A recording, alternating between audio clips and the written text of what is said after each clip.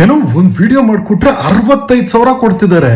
ಹೌದು, ಯಾವುದ್ರ ಬಗ್ಗೆ ವಿಡಿಯೋ ಅಂತ ನೋಡೋದಾದ್ರೆ ರಮ್ಮಿ ಸರ್ಕಲ್ ಅಂತ ಒಂದು ಅಪ್ಲಿಕೇಶನ್ ಇದೆ. ಸೊ ಅದಕ್ಕೆ ಈಗ ಬಿಗ್ಗೆಸ್ಟ್ ಕ್ಯಾಂಪೇನ್ ಅನ್ನ ತಂದಿದ್ದಾರೆ, ಬಿಗ್ ಬಜೆಟ್ ಕೊಡ್ತಿದಾರಂತೆ ಇನ್ಫ್ಲೂಯೆನ್ಸರ್ಸ್ಗೆಲ್ಲ.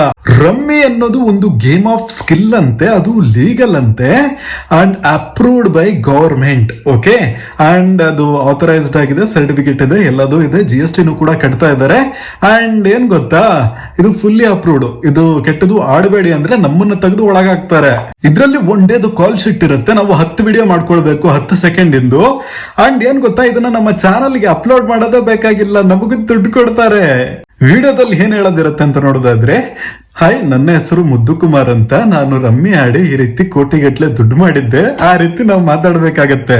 ಸೊ ಇದೊಂದು ಓಪನ್ ಬಜೆಟ್ ಆಗಿದ್ದು ನಾವು ಎಷ್ಟು ಬೇಕಾದ್ರೂ ಕೇಳಬಹುದು. ಆದ್ರೆ ನನಗೆ ಜಸ್ಟ್ ತಿಳ್ಕೊಳಕೋಸ್ಕರ ಕೇಳಿದ್ದು, ನೀವೆಷ್ಟು ಆಫರ್ ಮಾಡ್ತಿದ್ದೀರಾ ಅಂತ. 65,000 ರೂಪಾಯಿ ಆಫರ್ ಮಾಡ್ತಿದ್ದಾರೆ.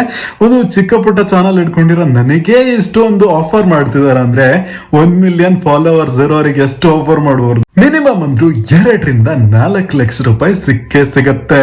ಕಂಪನಿಯವರು ಎಷ್ಟು ದುಡ್ಡು ಮಾಡ್ಕೊಳ್ತಿದ್ದಾರೆ ಅಂದ್ರೆ ಅವರಿಗೆ ಜನರ ಹತ್ರದಿಂದ ಎಷ್ಟು ದುಡ್ಡು ಬರಬೇಡ, ಜನರು ಎಷ್ಟು ಹಣವನ್ನ ಕಳ್ಕೊತಾ ಇದ್ದಾರೆ.